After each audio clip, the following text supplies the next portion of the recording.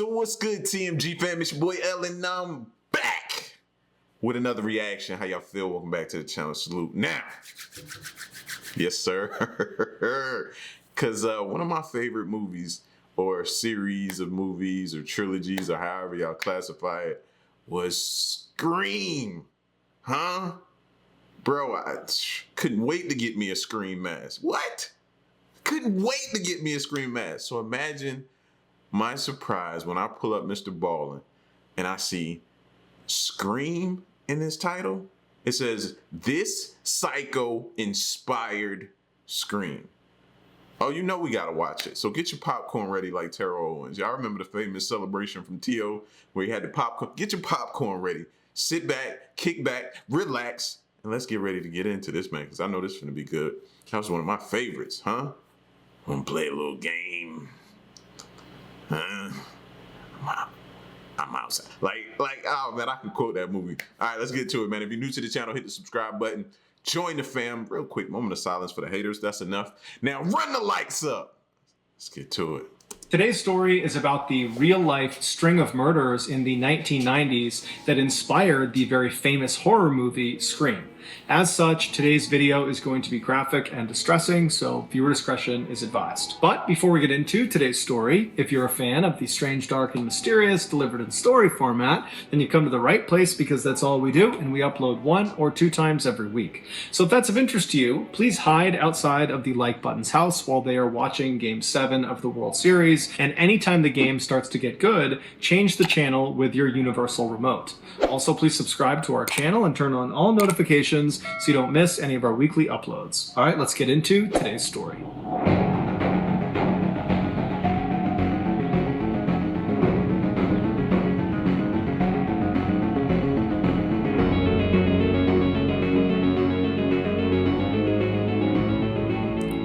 Warning. On Sunday, August 26th... Warnings make me smile. I don't know why. All right, my bad. Let's get back to it. See? On Sunday, August 26, 1990, a 56-year-old woman named Patricia Powell and her husband, Frank, pulled into a parking lot right outside of this beautiful 3-story apartment complex in Gainesville, Florida. Gainesville is this beautiful little town in northern Florida that is home to the massive University of Florida, which is known for My favorite college team. Oh man, this is not about to be good, but it's about to be good at the same time. For their big-time football team and their big-time college party scene. Patricia and Frank's daughter, 17-year-old Christine, was going to be a freshman that year at the University of Florida. And apparently she had been so excited after getting her acceptance letter that her dad, Frank, had gone out and got a gold necklace for her that had the school's mascot, an alligator, dangling from it. And Christine wore it all the time. 2 days earlier, Christine and her new roommate, 18-year-old Sonia Larson, the two had actually met over the summer when they took some summer classes together. They had actually already come to Gainesville and they had moved in to this white apartment complex that Patricia and Frank were now parked outside of. And after unpacking some of their things in their apartment, Christine and Sonia had left and gone into town and grabbed a bite to eat at a local restaurant. And then afterwards, Christine had used a payphone to call back home and tell her parents how well it was going and how much she already enjoyed her roommate and how excited she was for the year. And she told Patricia and Frank that she would call them the following day.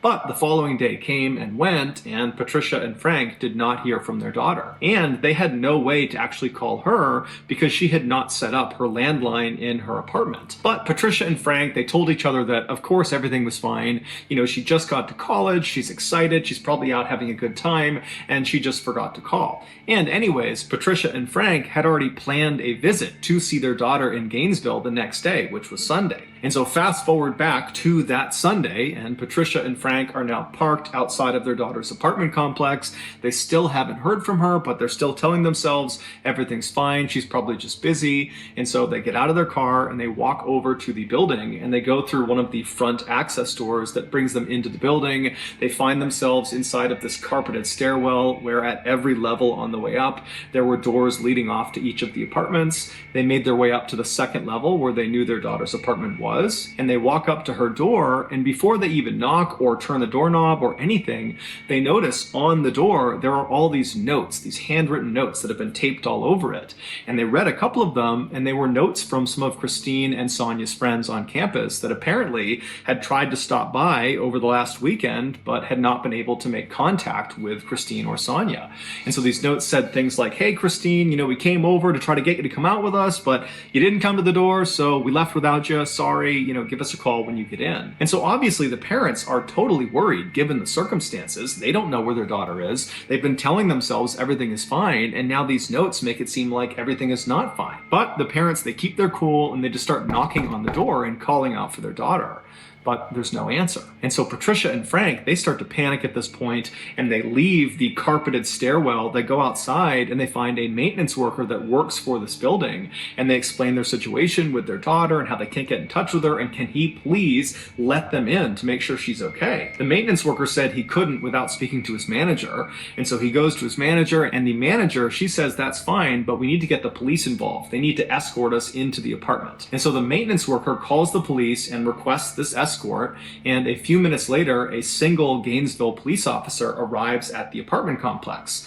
And he tells Patricia and Frank that just as a precaution, I need you guys to stay outside. So they stay right outside those front access doors. They're outside of the apartment building. And then this officer, along with the maintenance worker and the manager of the building, those three, they go inside the stairwell, they go up to the second floor, and at that point, the maintenance worker gets out his keys, he finds the right one, and he opens Christine and Sonia's door. The door swings open, and immediately the police officer yells out for the two girls, but there's no answer. And so the officer is first into the apartment, which basically immediately opens up to their living room. And in the middle of the living room is a couch that's angled towards the right side of the room where a TV had been set up. And so the officer, again, as he walks in, he's calling out, trying to get the girls' attention, but there's no answer. Behind him is the maintenance worker and the building manager, and they begin making their way towards the right side of the living room, over towards that TV, to see if maybe someone was laying on the couch. And as they round that corner and can finally actually see the front of the couch, the maintenance worker, after seeing what he saw, screams out and runs out of the apartment. He runs down the stairs, out the access doors, and begins vomiting on the grass and sobbing right next to Frank and Patricia. Naturally, Frank and Patricia, after seeing this, are immediately concerned that something's wrong with their daughter, and so they run inside, they go up the stairs, and they start running into the apartment, and the police officer and the building manager, they try to stop them from getting in, but there was nothing stopping them. They managed to push past. Heck nah, you ain't stopping me neither. I don't care. You gonna need a whole police force, bro. I'm getting in there to see what's up with my child. Those two, they get into the living room and they're calling out for their daughter, and eventually they make their way over to the side of the couch and they see their daughter, Christine. She is lying on the ground in front of the couch. She's on her back, she has no clothes on, and she's been stabbed to death. And whoever has killed her has positioned her in this very suggestive, sexual, lewd position, as if they were trying to demean her as much as possible and shock whoever found her. And so after these totally devastated and wrecked parents are escorted out of the apartment, this one police officer, he continues searching the apartment.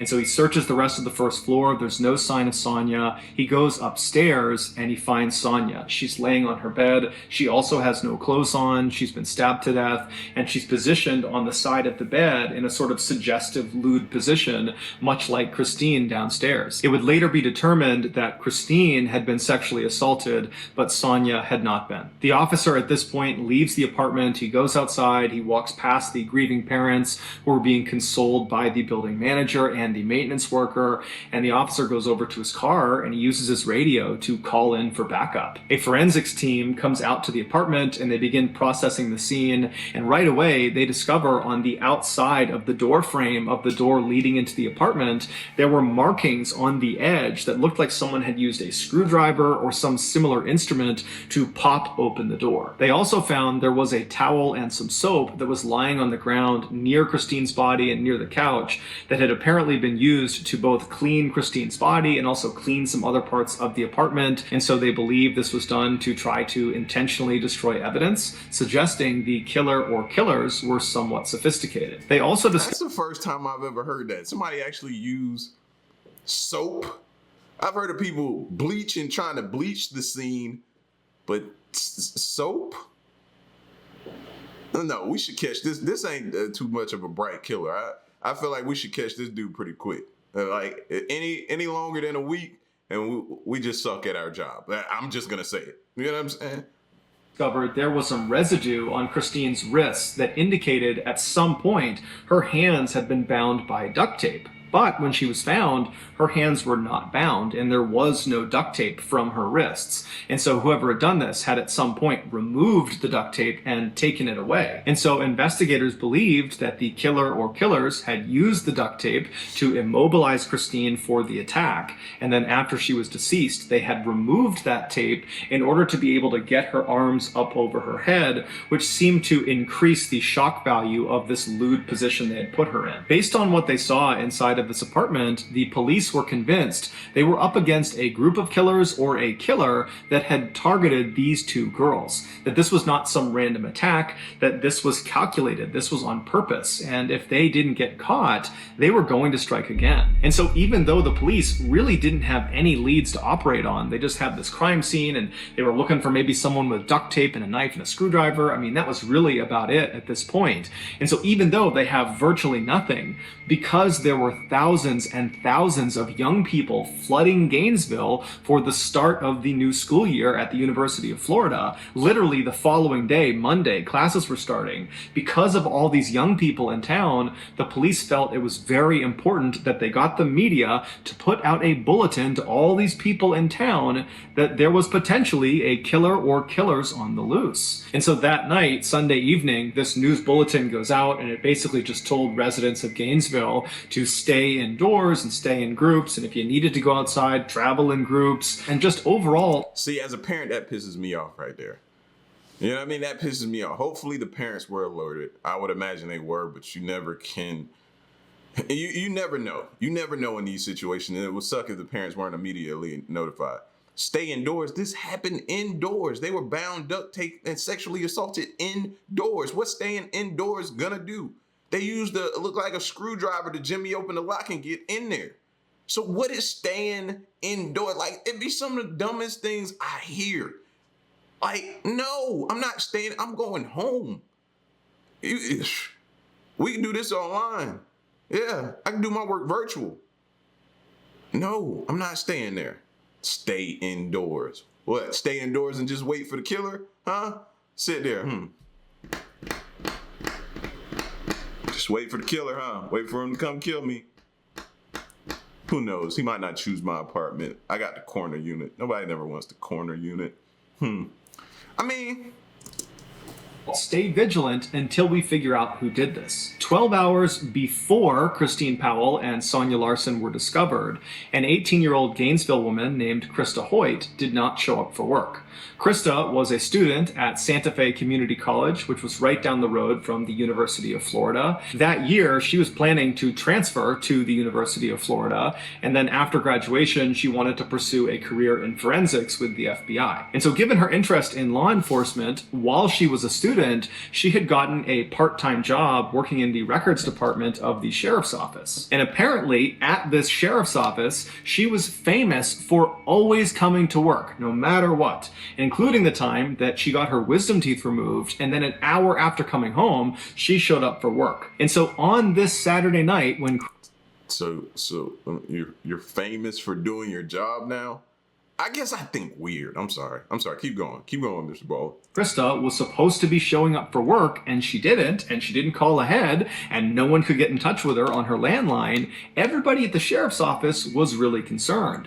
And so they waited around for about an hour hoping that she might just show up with some story about why she was late, but she never showed up. She didn't call. They still couldn't get in touch with her. And so in the very early hours of Sunday morning, the sheriff's office called the Gainesville police and asked them to do a welfare check on Krista. And so 2 police officers from the Gainesville Police Department, they show up at the apartment belonging to Krista Hoyt. Krista lived alone, and she lived about 2 miles away from Christine Powell and Sonya Larson. And so these 2 officers, they get there and they walk up to the front door and they knock, but there's no answer. And they try the doorknob, it's locked. And so one of the officers walks around to the back of this apartment and he sees there's a glass sliding door. And so he knocks on the glass sliding door, there's no answer. He tries the door door, it's locked, and then he notices the drape that's inside the apartment that's covering up this sliding glass door. It reaches almost to the ground, but not all the way. There's a couple of inches on the bottom where if you were laying on the ground, you could actually look through this little space and see into the apartment. And so that's what he does. He lies down and he puts his flashlight up and he looks through this couple inch gap on this window. And as soon as the light illuminates what's inside of this apartment, he finds Krista. Krista is sitting on the edge of a bed that's not that far away from the sliding glass door, and she's facing the door. She's kind of hunched over at the edge of the bed. She's got no clothes on, and she's got stab marks all over her back, and she's missing her head.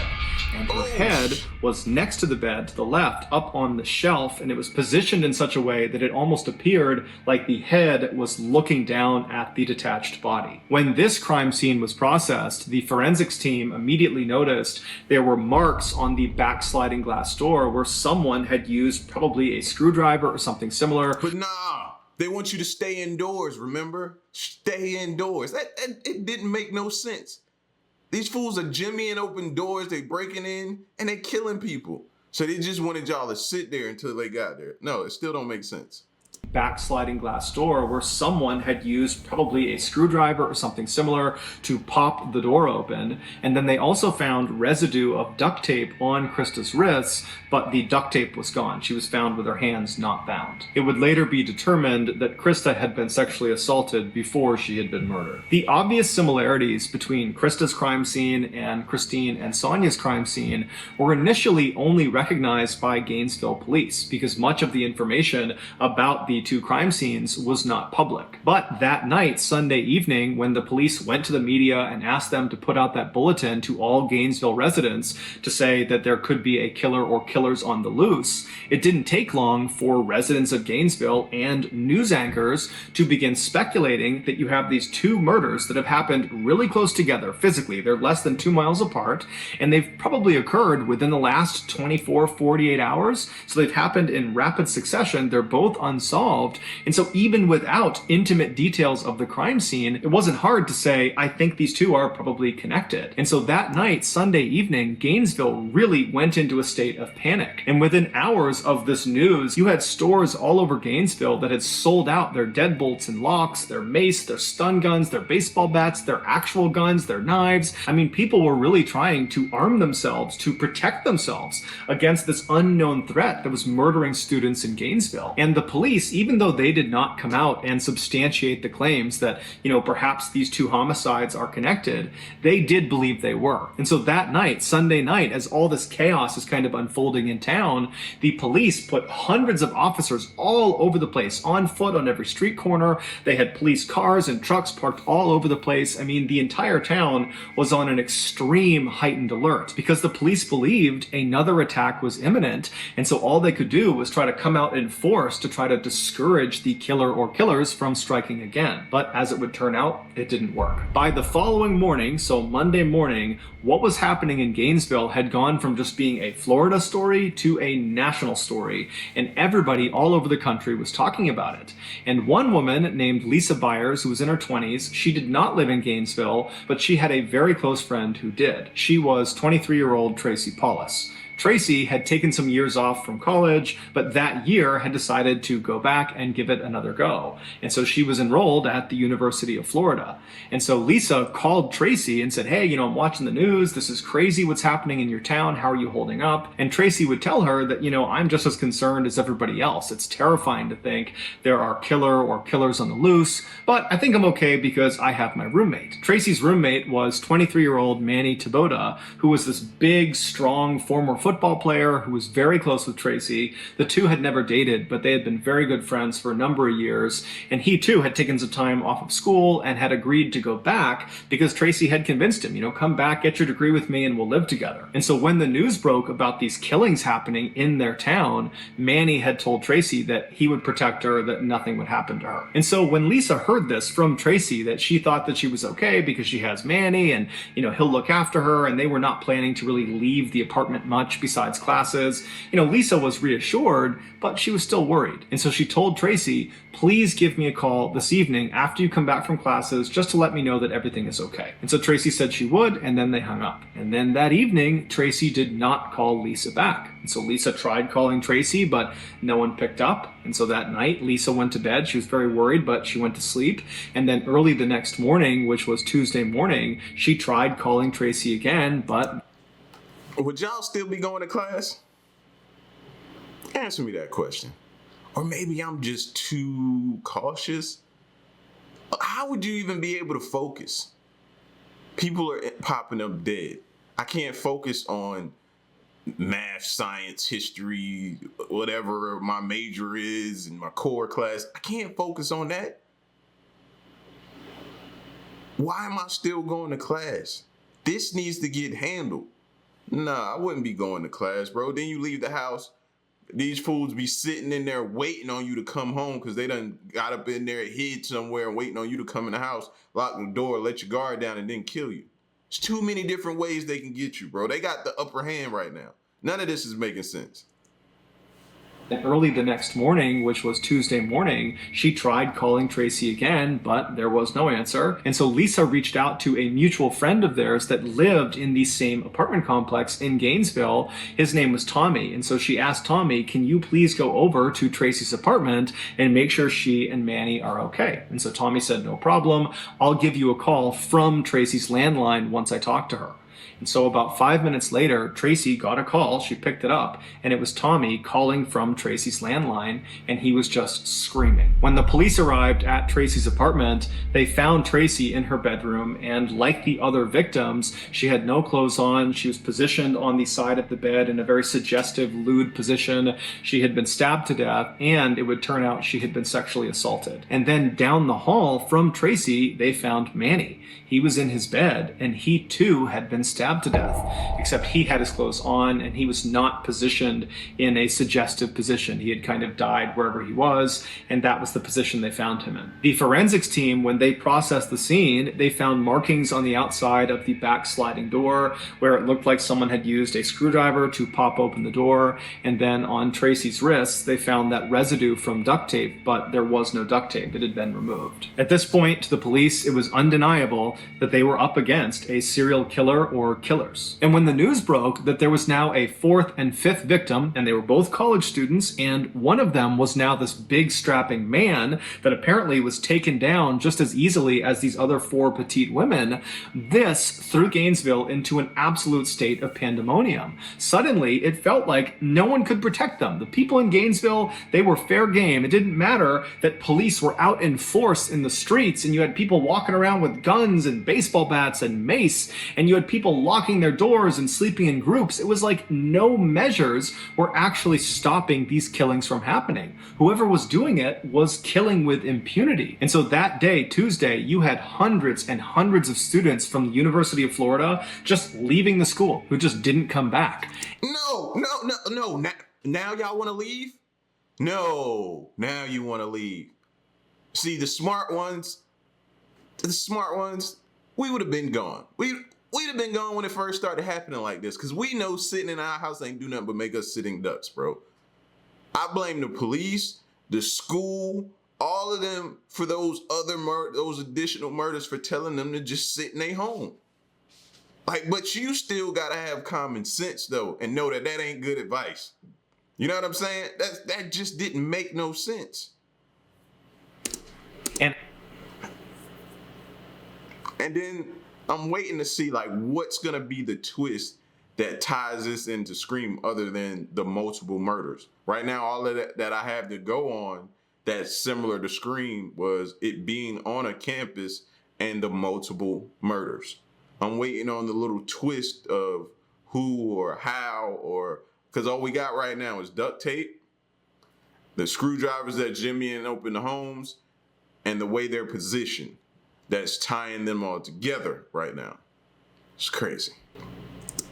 as for the police, they called in the FBI and the National Guard. And so by that night, Tuesday night, there were literally hundreds of officers and state police officers all over the place. There were helicopters overhead, both police helicopters and news helicopters with spotlights. They had National Guard military-style trucks all over the place. And so Gainesville was really at the highest alert you could possibly be on.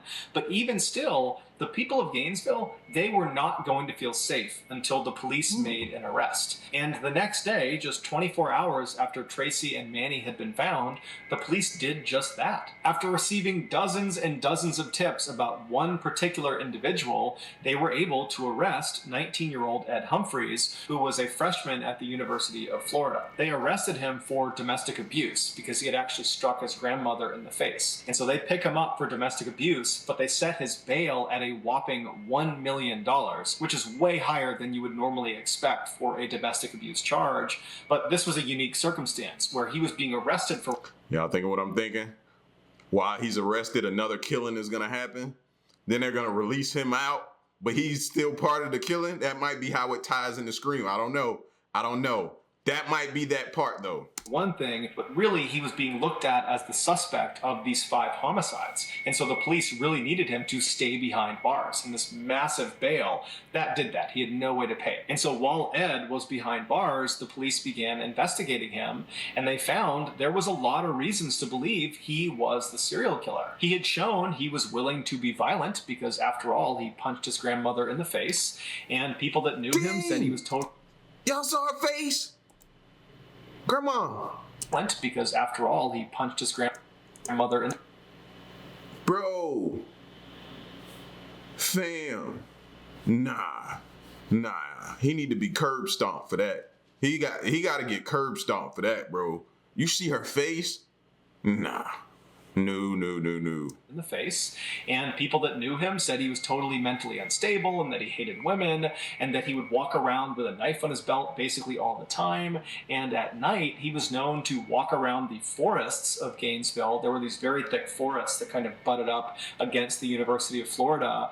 And he would walk through the forest at night, which put him very close to the different apartment buildings where all the victims were found. And on top of all that, Ed Humphreys just looked like what you would imagine a serial killer would look like. He had all these deep scars all over his face, and his eyes looked totally hollow, like he was permanently on drugs. And he was seen smiling at the cameras when he was led in and out of the courtroom. And to make him even more suspicious, as soon as he was arrested, the attack stopped. There were no more slayings in Gainesville. And so naturally, the country believed Ed was the guy. Basically, everyone thought Ed was the guy. But it came back that his blood type was type A, and the killer or killer's blood type, the blood that had been found at the various crime scenes, was type B. Now, this did not clear Ed of guilt because people believed there was a chance that, he could have been involved in some way. Perhaps he had an accomplice or multiple accomplices. But when this news broke, pretty much everybody was back on edge because clearly there's at least one or more killers that are still on the loose. Shortly after this blood type discrepancy presented itself, the FBI approached the Gainesville police and said, hey, why don't you use our VCAP program? VCAP stands for Violent Crime Apprehension Program, and what it was this computer program where it allowed investigators to input details of their crime they were investigating, and when they submitted it, it would be compared against this huge database of other crimes in the country, and if there were any similarities with any other crime, those similar crimes would get popped on screen. And so when the Gainesville police input the information from these 5 student slayings in Gainesville, the computer program spit out a single match. It was from an unsolved triple homicide in 1989 in Shreveport, Louisiana, which is a town located about 800 miles to the northwest of Gainesville. Shreveport, back in the late 1980s, was considered so safe by its residents that many of them didn't lock their front doors and they would leave their car keys just sitting on their front dash. But in 1989, that would all change. On Friday, November 3rd of that year, 8-year-old Sean Grissom was dropped off at his grandfather's house in Shreveport. He was there to celebrate his 8th birthday. And so his grandfather was this 56-year-old man named Tom who was divorced, and he was getting ready to retire soon, and he was also trying to spend more time with his grandson. And so he was very excited about having Sean over. Also staying at this house with Sean and his grandfather was Sean's aunt, 24-year-old Julie Grissom, who was a college student. She was attending Louisiana State University in Shreveport. When Sean was dropped off by his mother at his grandfather's house, the grandfather, Tom, yelled out to the boy's mother and said, I'll have him back by Monday, I'll drop him off, see you later. And so Sean's mother, she leaves, and that day and the following day, she doesn't hear from Sean's grandfather or from Julie. And so come Sunday night, she tries calling them to see what's going on. She knows they're having a great time and doesn't really want to interrupt them, but she also hasn't heard from them.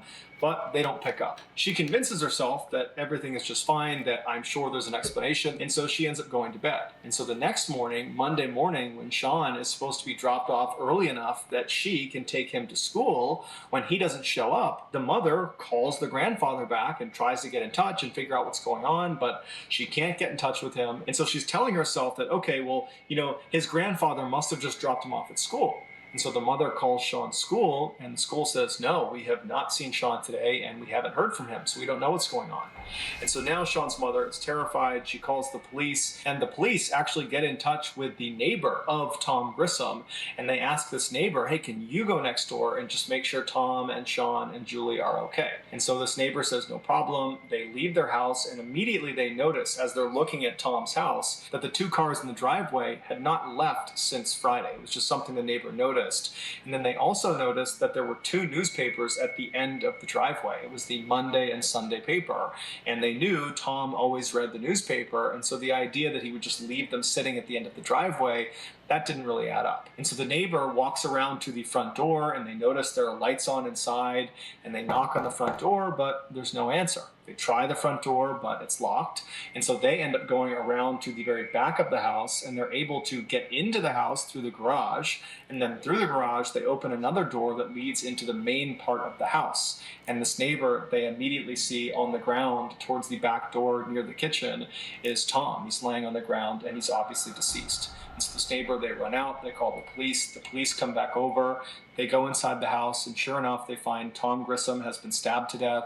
He's laying on the ground near the back door. They find Sean Grissom, the 8-year-old. He's slouched over on the couch in front of the TV, and he's been stabbed to death as well. And then upstairs, they found 24-year-old Julie, the aunt, and she was positioned on the edge of the bed in this very suggestive way. She had no clothes on, and she had been stabbed to death, and it would later be determined she had also been sexually assaulted before she was killed. And they also discovered there's vinegar on her body, as if whoever's done this has attempted to clean her with vinegar. There was no sign of a robbery in the house or ransacking in the house. There was no sign of forced entry. Overall, the investigators said this was a very neat crime scene, as if whoever did this had done this with great intentionality. And so after kind of going through the crime scene, the police really didn't have any leads to go off of, and so this crime went unsolved. And so as these Gainesville police are looking at this report in this VCAP computer system, and they're reading about this unsolved triple homicide, all they can think about is how unbelievably similar the crime scene was to all the crime scenes of the student slayings. Specifically, that Julie had been arranged in this kind of suggestive pose like the other female victims in Gainesville. And on top of that, it was determined that the blood type of the killer in Shreveport was type B, same as the killer or killers in Gainesville. So there was a match in the blood type. Somehow, after this discovery through this VCAP program, the media found out about this Shreveport unsolved triple homicide and how apparently it was incredibly similar to all these slayings that have taken place in Gainesville. And so before long, that was all every news network all over the United States was talking about. And at first, the police in Gainesville and anybody involved in this investigation was very upset about this because, one, they probably had a leak that someone was giving information to the press, but two, the press... That's funny to me that after all these years, they're still shocked that they have a leak. Come on, bro. And I wouldn't be surprised if somebody purposely leaked it to the press to get it out there. I don't know. Don't know why What was the motive? What was the reason? I don't know. But come on, man. You know stuff gets out, and they always act surprised. Like, oh my gosh, we have a leak. And stop it. Was kind of jeopardizing their investigation, because by having these details leaked, the killer or killers could potentially benefit from kind of knowing what the police were thinking about and what they were up to. But as it would turn out, this particular leak would prove to be quite fruitful. Shortly after this news. See? Y'all not fooling us. Y'all not fooling us, man. It's like the old man in Coming to America in the barbershop. You're not fooling us, man. News about the Shreveport killing and the student slayings was all over the news. This woman named Cindy, who lived in Shreveport, she called the police after watching all the news like everybody else, and told the police they really ought to look at this guy, Danny Rawling. Danny Rawling was this 37-year-old drifter who was in Shreveport at the time of the Grissom family murders in 1989, and apparently after those murders, he had told Cindy's husband that he, quote, had a problem, and his problem was he liked stabbing people. And Danny literally always walked around with a huge knife on his waist. He seemed totally mentally unstable. And so this claim that he liked stabbing people, Cindy and her husband took literally and basically told him to stay away from them. And so in one of their last conversations with Danny actually told Cindy that he planned to leave Shreveport and go someplace where there's lots of beautiful young women that he can just stare at all day long. When police asked Cindy, do you think he's capable of killing all 8 of these people? She said, oh yeah. And so the police turned their attention to Danny and began researching his background, and they discovered he was raised in a very abusive household. Specifically, his father really couldn't stand him. They had a really bad relationship. And then when Danny got old enough, he joined the Air Force, but he was kicked out after 2 years for being mentally unstable. And once he was discharged, he began the string of armed robberies in the 1980s, and he eventually got caught and spent the bulk of the 1980s in prison. And then in 1989, when he got out of prison, he came back to Shreveport and moved in with his parents. Now, this was not a happy homecoming. His parents did not want him living with them, but Danny kind of forced the issue. He had nowhere else to go, and so he wound up living there. And as it happened, they lived less than a half-mile away from the Grissom family home. 6 months after the Grissom family was murdered, and 3 months before the Gainesville student slayings had begun, Danny gets in this huge fight with his father, where his father actually draws a pistol and forces Danny to leave the house and tells him to never come back. And so Danny, he runs out of the house. See, when you gotta pull a pistol on your own kid, you know the capabilities. That's Pop saying, nah, if I don't pull this pistol and show you I mean business, and you stay here, you'll probably try to stab me. So let me let you know right now, I brought you in this world. Finish the sentence, y'all. And he gets his gun from his vehicle, comes back inside his house, and shoots his father point blank in the head and then in the stomach before. See, Pops, you had the right. You know what I mean? It's hard pulling that on your own kid. I get it. Fleeing the scene. His father would amazingly survive this attack despite some pretty significant damage to his head, and he would tell the police, and before long there was a warrant for Danny's arrest for attempted murder, but when they went to go arrest him, he was gone. They had no idea where he went. And so as the Gainesville police are looking at Danny's criminal record, they're starting to say to themselves that this guy looks really interesting. He does seem like he could be the serial killer we're looking for. And so as they continue to dig deeper and deeper, one of the Gainesville police officers suddenly thinks of something. There was this unsolved armed robbery of this bank in Gainesville that happened the same week where all 5 of the students had been killed. A lone masked gunman walked into this bank in broad daylight and demanded money from the teller, and the teller, who thought on their feet, gave him the cash, but it was the type that was booby-trapped with dye packets, meaning if this robber tried to tamper with the money at all, it would detonate, sending dye all over them and kind of making it obvious that this money had been stolen. But the robber doesn't see this. He takes the bag of cash, he leaves the bank, and manages to flee and go into the forest before the police show up. And so the police ultimately, they go and search the forest and they find this campsite deep in the woods. And at this campsite, which is abandoned, they don't find the person who robbed the bank, but at this campsite, they find the bag that has the money inside of it, and the dye packet has been activated. So clearly the robber had tried to fiddle with it, and then when it detonated, they had taken off and left the money. And then also at this campsite, near this duffel bag full of ruined money, was a screwdriver, a gun, and an audio recorder. Now, at the time, the police that were seeing this, they were part of this huge effort in Gainesville to stop any more attacks on students and catch the killer or killers. That was all they were thinking about. And so when they didn't immediately catch this robber, they kind of said, you know what, this is a lower priority item than what we're dealing with this loose serial killer or killers. And so let's just round up the evidence, put it in storage, and somebody else can deal with this after we handle this killer situation. And so no one listened to the audio recording. They just put it in evidence. They grabbed everything else, put it in evidence, and they threw it in the storage room. And so now this Gainesville police officer that's just remembered. What does that sound like to y'all? That sound like an underpaid, understaffed police department. Not enough people to work there. And see? Because somebody should have been still dedicated, and we should have had more than enough, even if we needed to reach for outside agencies and stuff like that, man. That makes no sense. We could have this unsolved armed robbery. He says to the group that's investigating Danny, he says, hey, since Danny has a penchant for armed robbery, clearly he has a rap sheet full of armed robberies.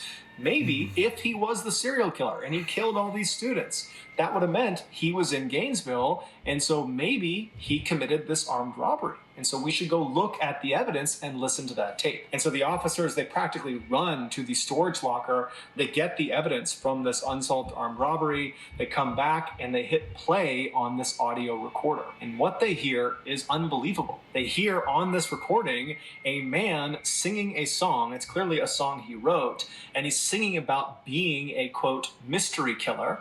And then it kind of segues into him talking about how to effectively kill a deer with a knife, to be really effective with a knife. And he's getting into really graphic detail of how to do that.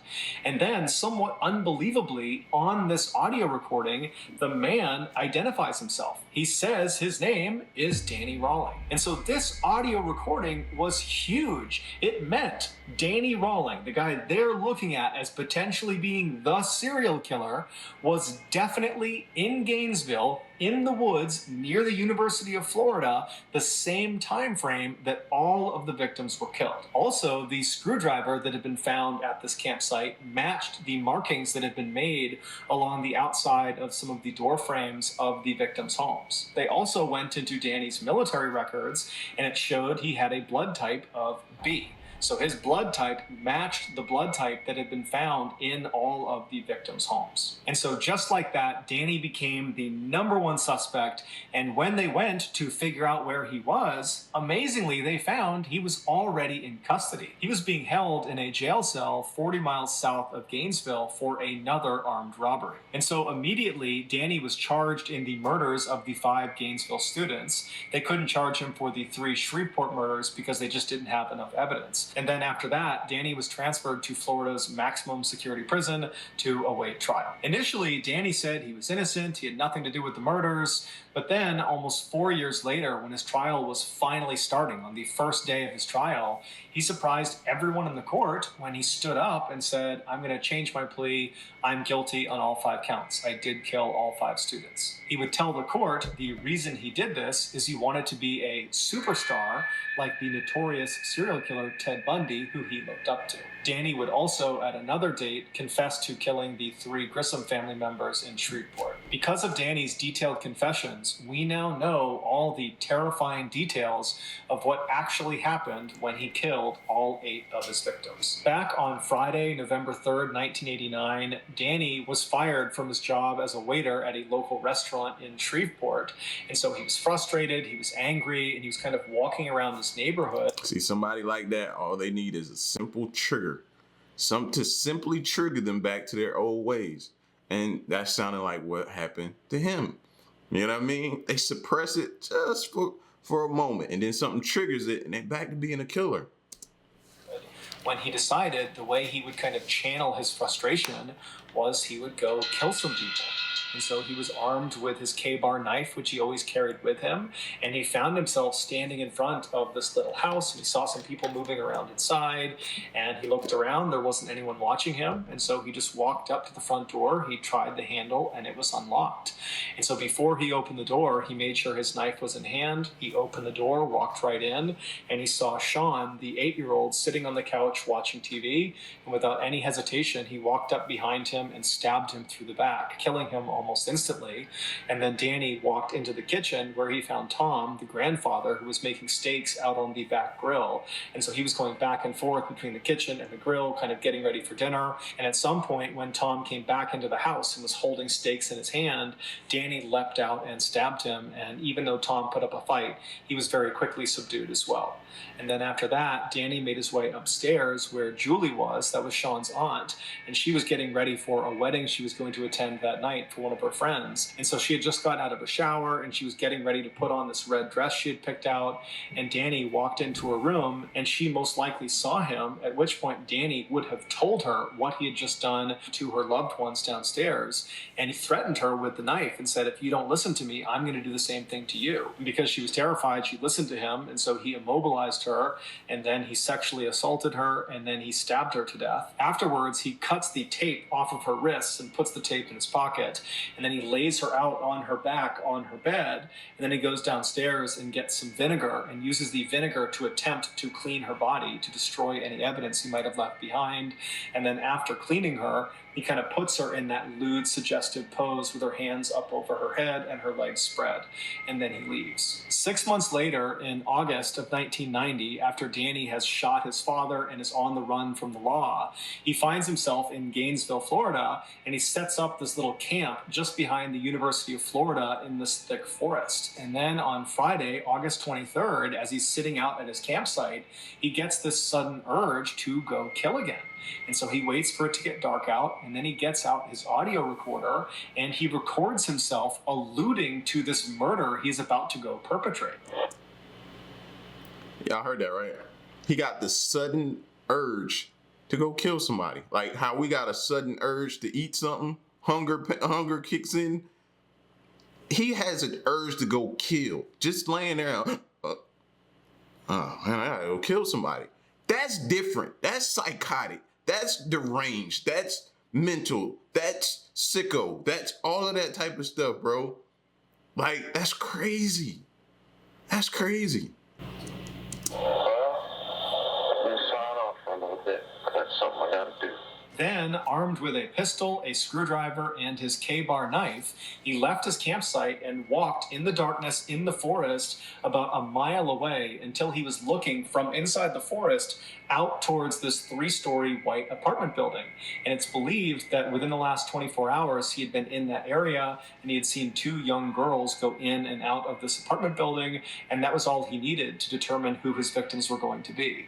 And so those victims were Christine Powell and Sonia Larson. And so when he was standing in front of their apartment building, he eventually strode out of the forest. He walked up to that access door that led him into that stairwell. He made his way up to the door of Christine and Sonia, and he used his screwdriver to pop the door open. He went inside and shut the door behind him and walked into the living room, and he found Christine was sleeping on the couch. And so he left her be. He didn't touch her. He went upstairs and he found Sonia sleeping on her bed. And so as he's standing there, realizing that he has these 2 girls, he needs to make a decision about which one he's going to kill first and which one he's going to sexually assault. And so as he's standing there looking over Sonia's bed, he decides he's going to kill Sonia and then he's going to sexually assault Christine. And so very casually, he walks into Sonia's room. She's fast asleep. She's on her back, and he pulls out a piece of duct tape, and he gets the duct tape in one hand and he pulls his knife out in the other, and he presses the duct tape over her mouth, which wakes her up, and then he drives the knife into her chest.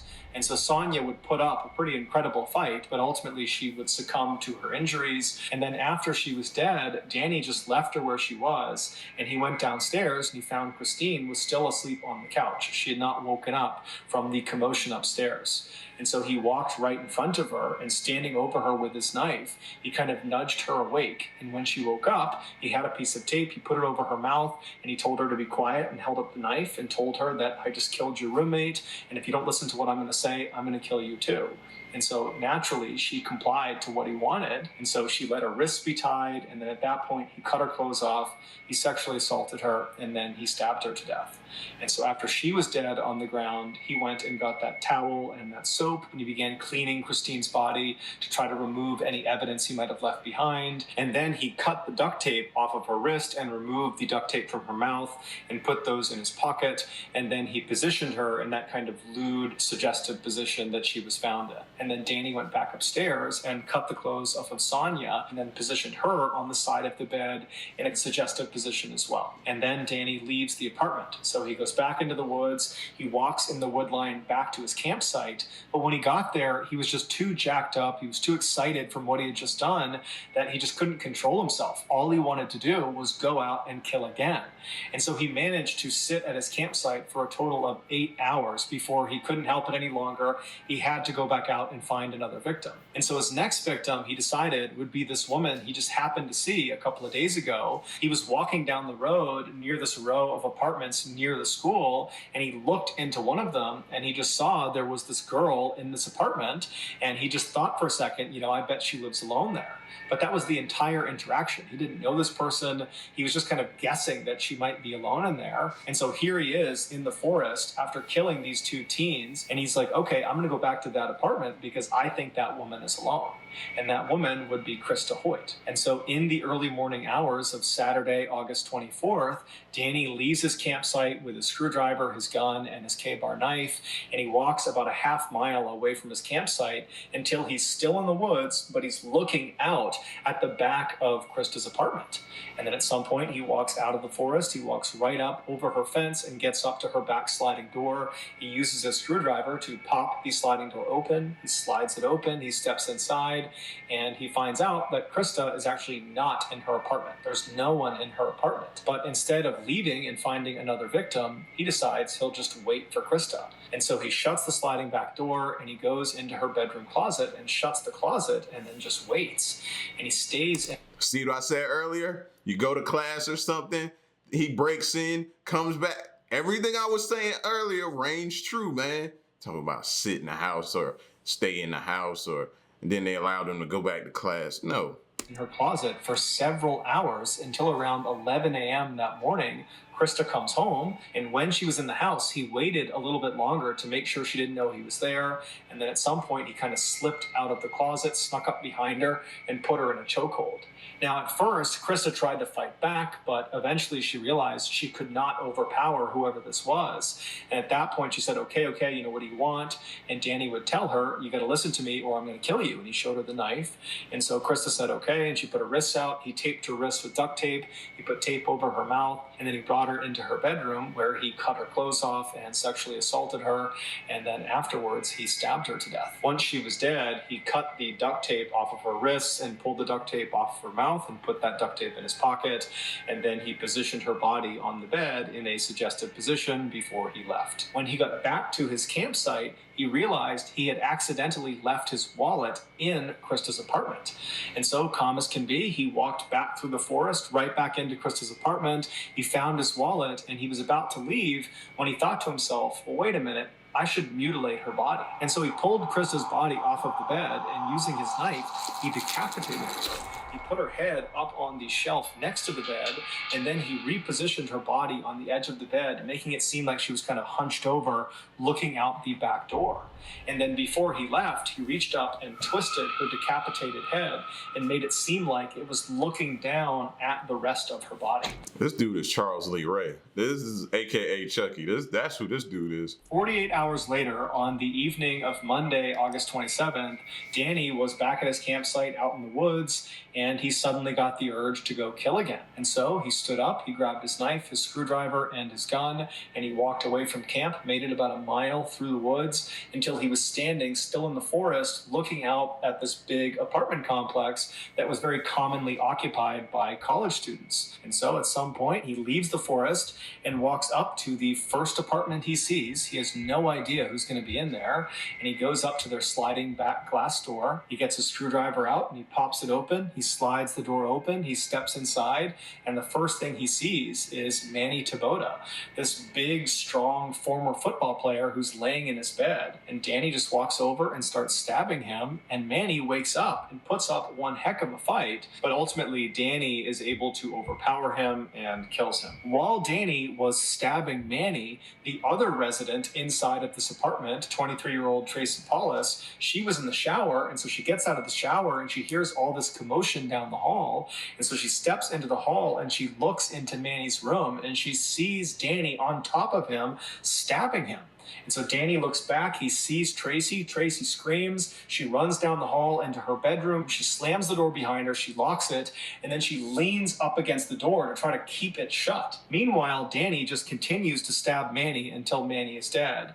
And then Danny stands up and he just walks down the hall, calm as can be. He gets to the bedroom door where he knows Tracy is. She's trapped, she can't go anywhere, and he begins to smash the door down. He's ramming it with his shoulder, he's kicking it over and over again, and Tracy's screaming for him to stop, but eventually he manages to just kick the door down. And as soon as he's inside the room, Tracy kind of stands back and she says to Danny, "Are you the one?" And Danny looks at her and says, "Yes, I am the one." And then he threatened her with a knife and said, "I'll kill you just like the guy down the hall unless you listen to me." And so Tracy listened. She got her wrists bound and her face bound. And then Danny cut the clothes off of her and then sexually assaulted her. And then he stabbed her to death. And then after she was dead, he cut the duct tape off of her wrists and removed the duct tape from her mouth and then positioned her body in a suggestive sexual position on the edge of the bed, and then he left. Later that day, Danny would rob that bank in Gainesville, and then 1 month later, Danny would be arrested for a botched armed robbery 40 miles south of Gainesville, and then while he was in prison, he would find out he was being charged with the 5 murders in Gainesville. 16 years later, at 6 p.m. on October 25th, 2006, Danny Rawling was led into the execution chamber in Florida State Prison. He offered no apology to the family members of his victims that were on the other side of the glass. Instead, Danny just sang a religious hymn to himself in order to comfort himself. And then 13 minutes later, Danny was pronounced dead. He was executed via lethal injection. So that's going to do it, guys. Whoa, read that last part. While in Florida State Prison awaiting his trial, Danny Rawling told police that Ed Humphrey had nothing to do with the murders. Ed was subsequently released from jail, having spent 10 months behind bars. Wow. Whoa. Whoa. Whoa. Man, lock your doors, bro. Protect your family. This dude killed for fun. I know I sound like Scarface, you know what I mean? I killed for fun. He killed for fun. Sudden urges just to kill. Remember that night when you sitting there and you're like, oh man, I'm hungry. I got a sudden urge to eat. This fool had a sudden urge to kill. This is insane. This is insane. This is scary, especially for any parent that's sending their kid off to college. Protect the babies, man. Protect your kids, and teach them how to protect themselves. And yeah, whew, that's tough. That's a tough one right there, bro. Y'all get at me in the comment section. Let me know what you think, how you felt. This one here, though, this rivals a lot of different murders. This is crazy. Y'all let me know in the comments. Till next reaction, I'm gone.